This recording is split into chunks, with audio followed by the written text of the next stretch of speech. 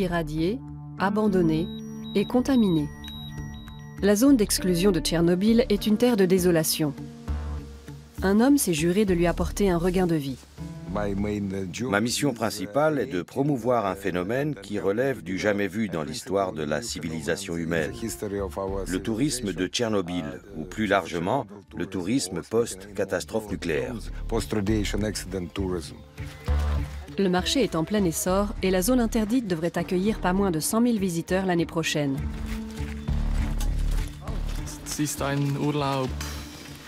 Ce sont des vacances d'un genre inédit, mais c'est aussi une aventure exceptionnelle. La réalité quotidienne est moins rose pour les rescapés. Après la catastrophe, les gens ont été évacués. On leur avait promis que ce serait pour 3 jours, mais en réalité, c'était pour toujours. Il disait « On ne veut pas de vous ici, vous êtes irradiés ».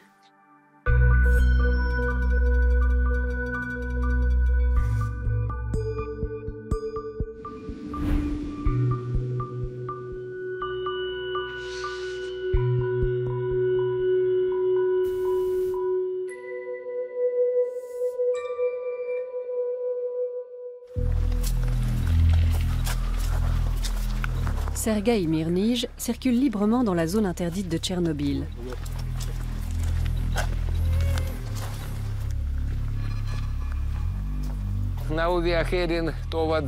Nous arrivons devant l'hôpital où les premiers héros et victimes de la catastrophe ont été pris en charge.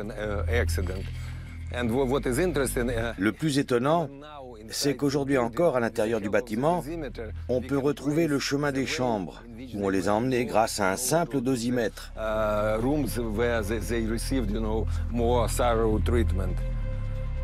Après l'accident de la centrale nucléaire, les premiers à agir, ceux qu'on a appelés les liquidateurs, ont essayé de maîtriser la situation.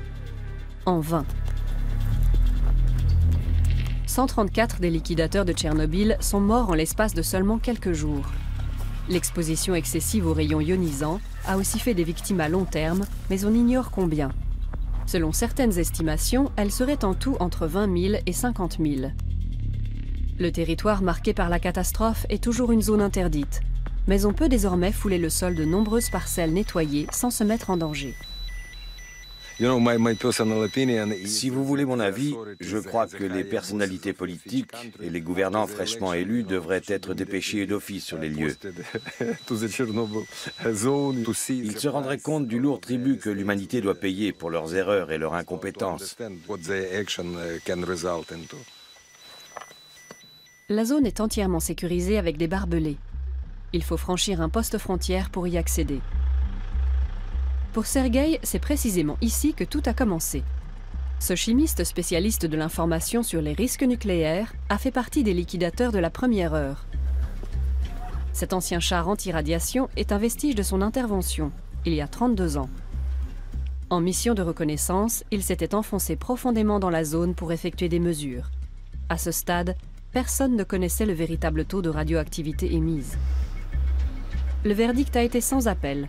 Toute la région de la centrale nucléaire a été évacuée et une zone d'exclusion de 3500 km² a été créée. La situation a bien changé depuis. Au lieu des liquidateurs militaires, je vois affluer des groupes de touristes. Et je suis heureux qu'ils s'intéressent à ces secteurs où j'avais relevé des taux de radiation 1000 fois supérieurs à ceux d'aujourd'hui. Sergueï souhaite faire partager largement son expérience de scientifique et de liquidateur autour de lui. Il y a 10 ans, il a créé Tchernobyl Tour. Il propose aux visiteurs différentes formules de visite guidée dans la zone d'exclusion. Son entreprise emploie déjà 25 personnes. D'autres que lui essaient bien d'exploiter le même filon, mais Sergueï est le leader incontesté en la matière.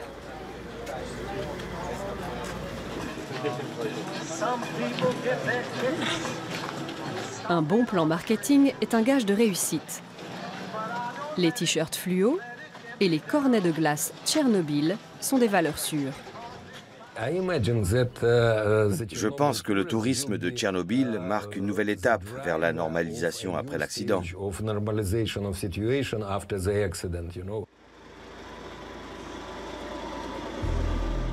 Le voyage d'un jour au cœur du site de la catastrophe nucléaire peut enfin commencer.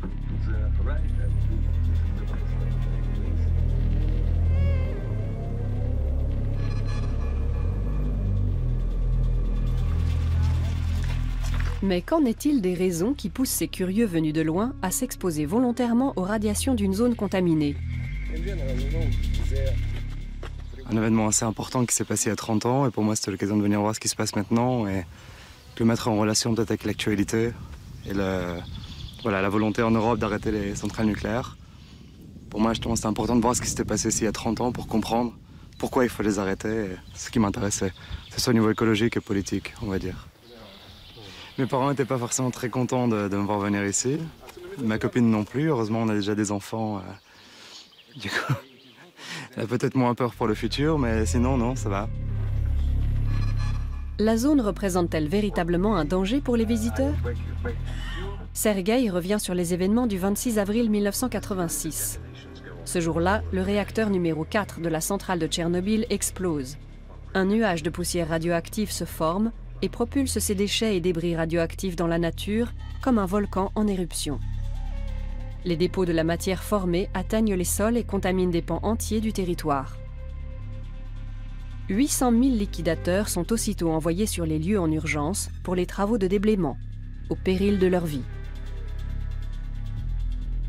Les nombreuses parcelles où le rayonnement radioactif est de faible intensité et même anodin à terme sont facilement nettoyées. En revanche, des secteurs lourdement contaminés subsistent et exposent la santé de ceux qui s'en approchent à de graves dangers. Seuls les guides comme Sergueï sont habilités à laisser passer les visiteurs dans la zone interdite. La radioactivité est un mal invisible et il faut être équipé d'un appareil de mesure pour pouvoir détecter le danger. Dans un premier temps, Sergueï montre à son groupe comment l'utiliser.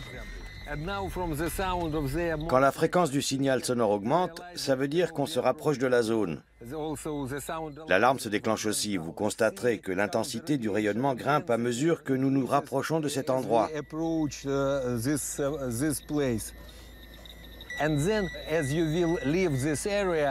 Contrôlez une dernière fois les valeurs en repartant et vous verrez que l'intensité du rayonnement retombe très vite quand on s'en éloigne. Le taux de radioactivité de la Terre qui entoure cet arbre s'élève encore à 2,7 microsieverts par heure, une valeur presque 15 fois supérieure à celle du rayonnement de fond. Une brève exposition est considérée comme inoffensive, car le niveau de ce rayonnement ne représente qu'une fraction de celui d'une radio. Avant la catastrophe, il y avait ici un village. Il a été rasé et enfoui dans la terre en raison de sa radioactivité. Seule l'école maternelle a été épargnée. Donc maintenant, la valeur est un peu au-dessus de ce qu'on trouve à Kiev. On a 0,18 à Kiev contre 6,7 à certains endroits autour de l'arbre de tout à l'heure. Tout va bien alors? Espérons en tout cas. Nous voulons tous rentrer à la maison en bonne santé. Dans la précipitation de l'évacuation, les meubles et les jouets ont été abandonnés sur place. Un incroyable scénario d'épouvante sur fond de décors soviétiques se dessine, avec en musique de fond le concert ininterrompu des bips des dosimètres et des smartphones. Les sonneries n'arrêtent pas. L'atmosphère est tout de même bizarre. C'est normal quand on sait que de vrais gens ont vécu ici et qu'on pense aux enfants de cette école maternelle. Il y a encore leur petit lit. Oui, c'est une drôle d'atmosphère. On se croirait presque dans un cimetière, à vrai dire.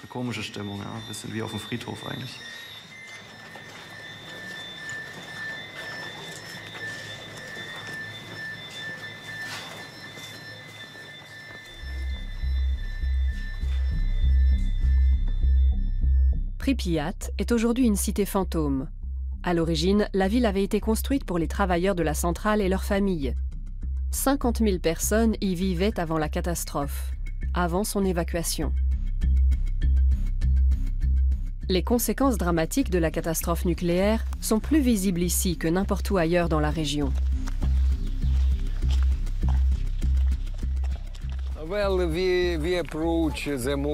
Nous sommes maintenant tout près de l'attraction la plus célèbre de la ville, une grande roue qui fait partie d'un parc de loisirs.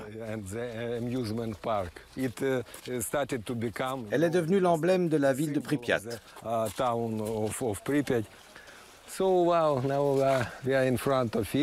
Voici maintenant la Grande Roue et le parc de loisirs, juste derrière. Le symbole est d'autant plus fort que cette roue n'a jamais été exploitée.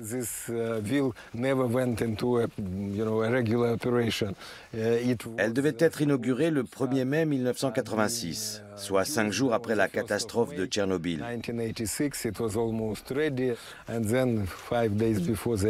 Cette grande roue qui n'a jamais tourné n'en est pas moins devenue l'une des plus célèbres du monde.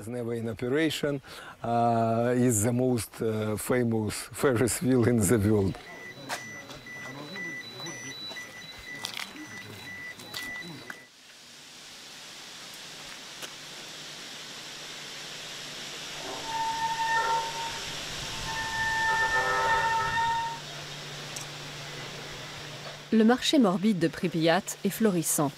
L'an dernier, 50 000 touristes de 85 pays ont choisi cette destination de vacances. On en attend 2 fois plus cette année. C'est formidable de pouvoir faire un voyage aussi extraordinaire. Vraiment incroyable. Il n'y a pas d'équivalent. C'est une aventure qu'on peut chercher longtemps ailleurs dans le monde. C'est si dépaysant, avec ce parc d'attractions complètement intact. Sergueï espère que la forte affluence des touristes contribuera à redorer l'image de la région. Car pour lui, l'image a bien besoin d'être décontaminée, elle aussi.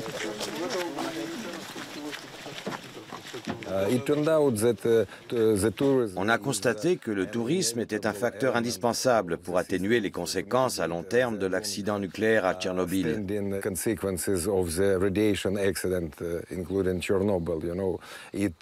Il dynamise l'ensemble de la région, il fait venir des gens ici, et surtout, c'est le meilleur moyen de tirer les leçons d'accidents d'une ampleur de ce genre.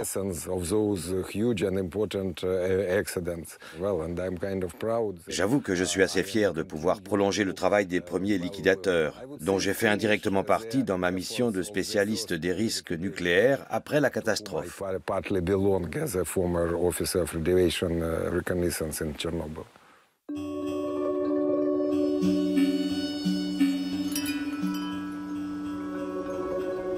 Seuls quelques vestiges de meubles abandonnés rappellent que Pripyat était habité en son temps. Les liquidateurs en ont beaucoup détruit et enfoui dans la terre.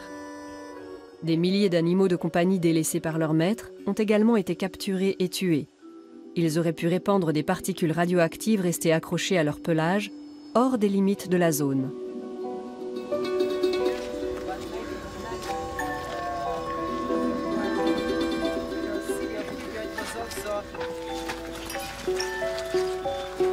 L'immense désolation qui émane de Pripyat fascine les visiteurs, au point qu'ils en oublient la radioactivité. Personne ne regarde plus son dosimètre.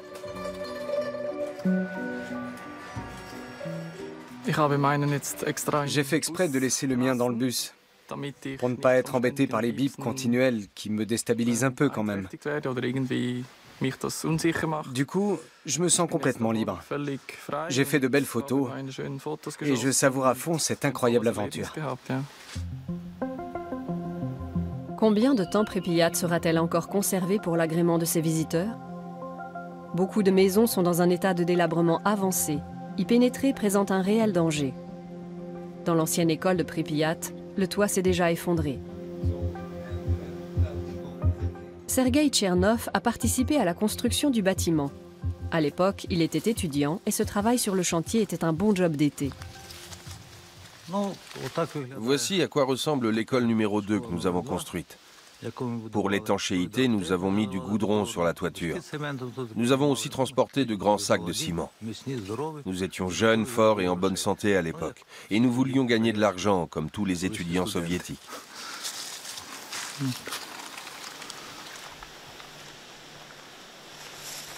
Après la catastrophe, Sergueï est longtemps resté au chômage. Aujourd'hui, il guide lui aussi des touristes à travers Pripyat et à travers son propre passé. Mais le comportement de certains touristes dans ce lieu chargé d'histoire l'agace. Les touristes laissent traîner des bouteilles vides, des paquets de cigarettes, des mégots et des emballages. Personne ne se baisse pour les ramasser.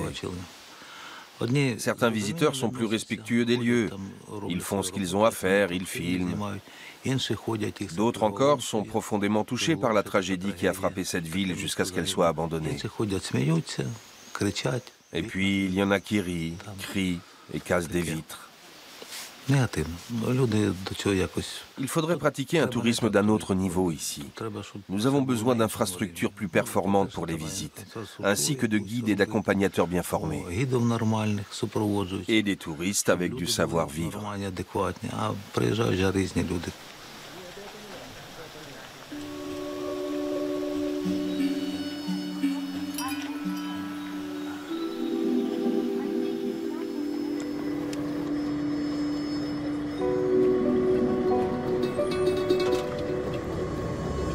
À travers les sous-bois, des maisons vides, des villages abandonnés. 350 000 personnes ont été évacuées en urgence de la zone d'exclusion actuelle. Du jour au lendemain, leur vie a été bouleversée. Ils ont été transférés dans d'autres villes et villages, en mesure de les accueillir là où il y avait suffisamment de place pour les reloger. Beaucoup d'entre eux vivent aujourd'hui à plusieurs centaines de kilomètres de leur ancienne maison. Ils ont peut-être survécu, mais au fond, ils ont tout perdu. Leur maison et leur communauté. Pour beaucoup, cela a entraîné un traumatisme psychologique profond. Ces gens-là ont perdu beaucoup plus que leur vie. Ils ont perdu leur identité collective, leurs racines et leur patrie. Et c'est ainsi que la vie a repris ses droits dans certains villages de la région. Comme à Kupuvat, à environ 30 km au sud-est du réacteur numéro 4. Maria et son mari Ivan ont été déplacés de force après l'accident et emmenés dans un village à 100 km de chez eux, sans rien pouvoir emporter. Et ils n'ont pas été accueillis à bras ouverts. Certains villageois voulaient empêcher les colons que nous étions d'utiliser le puits. Ils jetaient de la paille et du foin à l'intérieur. Ils disaient « On ne veut pas de vous ici, vous êtes irradiés ». Maria et Ivan n'ont pas supporté très longtemps d'être loin de chez eux et de se sentir comme des pestiférés. Au bout d'1 an, les 2 survivants de la catastrophe ont regagné leur village en secret. Ils vivent ici illégalement, mais ils sont tolérés par l'administration de la zone. Kupuvat est en grande partie nettoyé, mais il n'est pas exclu que les isotopes radioactifs se soient concentrés dans les végétaux par les racines. Ivan et Maria vivent en autarcie et ne veulent pas entendre parler de danger. Qu'on ne vienne pas me raconter qu'il y a de la radioactivité ici. J'y vis depuis 31 ans. Je serais morte depuis longtemps s'il y en avait. D'ailleurs, je suis ici chez moi. Le moindre arbuste m'aide. Environ 140 personnes vivent illégalement dans la région aujourd'hui. La plupart sont trop âgés pour envisager de quitter leur maison. Anna Zavarotnaya, âgée de 85 ans, fait partie de ceux que l'on nomme les Samosioli, les rapatriés. Baba Anna, comme les gens l'appellent dans la zone interdite, vit avec sa sœur Sonia. Anna s'occupe seule de cette compagne invalide. Les 2 rapatriés ne veulent plus jamais quitter leur patrie. Je suis née ici et je mourrai ici. Je ne veux pas aller dans une maison de vieux. Quand je ne pourrai plus marcher, qu'on m'apporte de l'eau pour que je puisse mourir ici.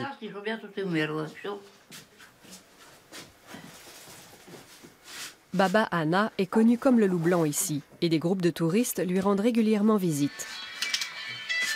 Sonnerie de portable. Un guide s'annonce avec un grand groupe de touristes. Bonjour. Dieu vous protège. Combien êtes-vous? Passe voir Sonia avant de venir chez moi. Avec cette personne. Allez, tu peux venir. Pavlik sera avec toi? Dis-lui de m'apporter du café. Je vais vous préparer des beignets.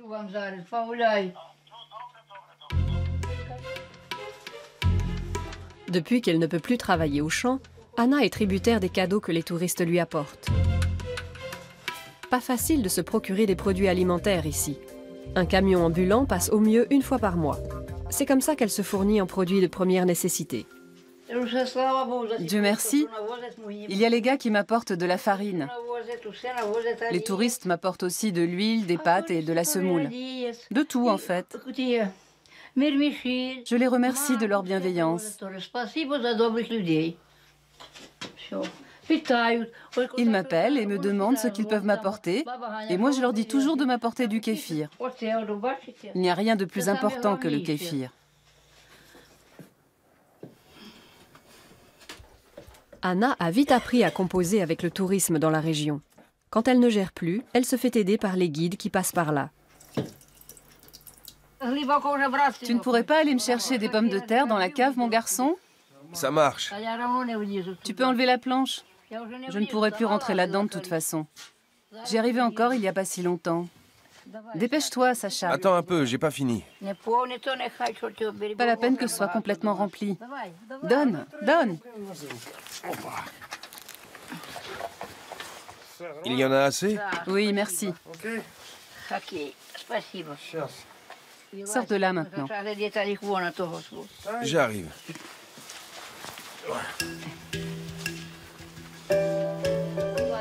La table est mise. Au menu, purée de pommes de terre, lard et vodka à volonté. Baba Anna propose une cuisine maison et une visite authentique dans la demeure d'une vraie samgyeopsal.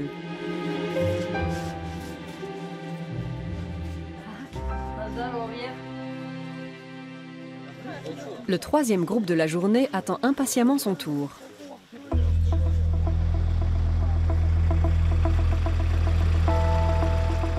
Au même moment, Sergueï et son groupe atteignent le cœur de la catastrophe, le réacteur numéro 4, le temps fort de chaque visite.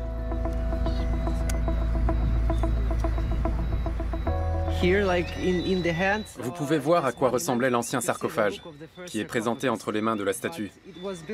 Il avait fallu le construire en rien de temps. Juste après la catastrophe, l'exposition au rayonnement était si dangereuse qu'il fallait qu'elle soit de très courte durée, pas plus de 15 ou 20 secondes. Cela rendait les conditions de travail très difficiles. Grâce à un projet multinational, Tchernobyl s'est offert un nouveau sarcophage de plusieurs milliards installé en 2017. Cette arche devrait entrer en service cette année et confiner la radioactivité du réacteur pendant 100 ans.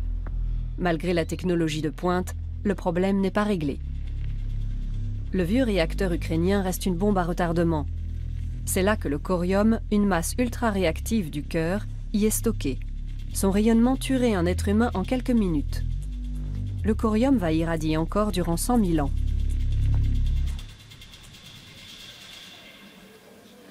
La cantine n'est qu'à 2 pas du sarcophage. Un contrôle est obligatoire avant chaque repas. Pour les touristes aussi.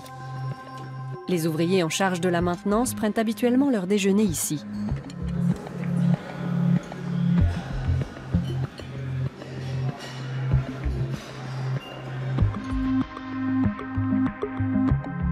Tchernobyl. Le nom de cette ville est mondialement connu depuis la catastrophe. Mais elle n'est pas abandonnée. La vie ici continue, modestement. De nombreux bâtiments ont été rénovés pour héberger le personnel sur place. On y trouve des cafés, un complexe sportif et des magasins où l'on peut se procurer le minimum nécessaire. Mais la zone étant interdite, ses habitants font la navette. Une semaine à Tchernobyl, une semaine ailleurs, dans une autre maison.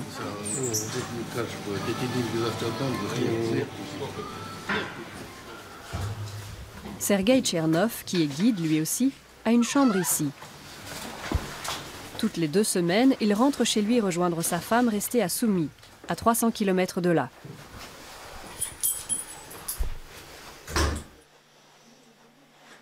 Pour quelqu'un qui vient de Tchernobyl, repartir de zéro dans une autre ville est compliqué. Les gens qui travaillent à Tchernobyl ne trouveraient pas de travail ailleurs. Personne ne leur en donnerait. Ils travaillent ici depuis 20 ou 30 ans. Ils s'y sont habitués et on s'est habitué à eux. Pour eux, il est trop tard pour émigrer. Ils sont vieux, ils ne sont plus familiarisés avec les technologies et les ordinateurs modernes, et ils ne parlent pas anglais. C'est un endroit où on passe la fin de sa vie.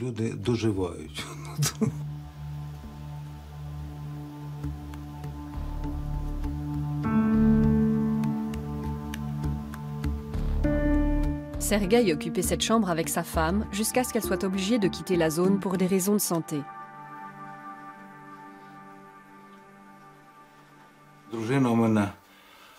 Ma femme était liquidatrice au premier degré, et puis elle est tombée malade et est devenue une personne handicapée du deuxième groupe. Elle travaillait dans la centrale. Il a fallu 9 mois pour prouver qu'elle avait le statut de liquidatrice. Elle a fini par obtenir une retraite et elle n'a plus eu besoin de travailler. Sergueï va rester encore quelques années ici pour gagner de l'argent. Ensuite, il tirera un trait sur la zone interdite. Et après ? Une bonne pension, une retraite tranquille, une canne à pêche, une rivière et une datcha.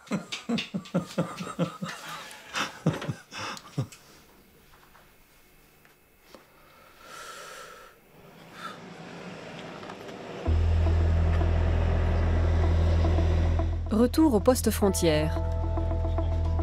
Pour les touristes, la journée de sensations fortes est terminée.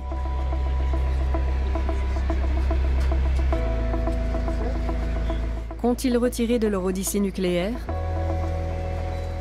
Je dirais que le guide nous a donné beaucoup de faits historiques, avec le sens du détail. Et j'ai trouvé ça très bien. On a vu beaucoup de choses en étant au plus près de ce qui s'est passé. C'est un musée vivant à ciel ouvert. Tout simplement un cimetière, si vous préférez. Après, oui. Après, je pense que c'est à chacun de voir qu'est-ce qu'il va prendre de ce tourisme. Si c'est juste des photos ou plus que des souvenirs, on va dire un message à communiquer. C'est peut-être, on va dire, se rendre compte de réellement ce qui pourrait se passer si une centrale explosait en France ou en Angleterre, dans des zones très concentrées, et peut-être se projeter également dans ce qui arrivait si ça se passait près de Paris, près de Bruxelles, près de Londres. Je sais pas, je prends ça un peu comme souvenir, me mettre à la place des gens qui étaient là et me dire que ça pourrait arriver ailleurs et me dire que ce serait quand même assez dramatique si ça arrivait. À la fin, les visiteurs reçoivent un certificat. Ils font désormais partie du club des vrais visiteurs de la zone. Pour notre séjour de presque 10 heures, il indique une dose totale de 0,002 millisieverts. Cela correspond grosso modo à l'exposition au rayonnement d'un vol régulier entre Paris et New York.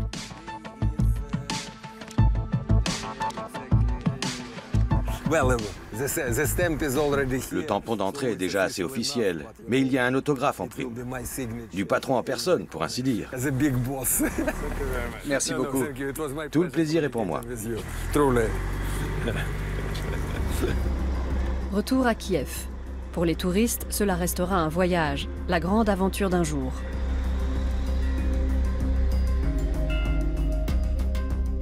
La zone restera contaminée pendant des milliers d'années, autant dire à tout jamais. Sergueï tient à son projet d'ouvrir les portes de sa région et il ne baissera pas les bras.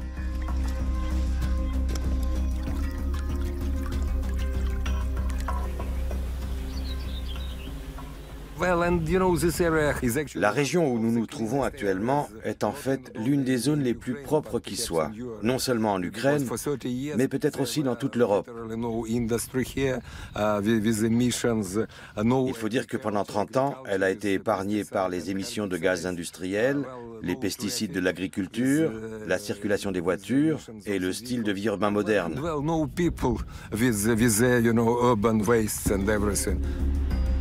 Il a des projets très concrets pour l'avenir de ce lieu. Pour lui, la zone d'exclusion doit être ajoutée à la liste des sites du patrimoine mondial de l'UNESCO. Je pense que cette zone devrait être reconvertie en parc national, monument national de Tchernobyl et parc naturel. Pour garder la mémoire de cet événement et se souvenir que la technologie utilisée ici a échoué. Nous devons impérativement transmettre les leçons de cette catastrophe. Honnêtement, je suis tombé amoureux de cette zone interdite. Elle est dans mon cœur, comme ma patrie. C'est normal que je m'en occupe. C'est une région magnifique.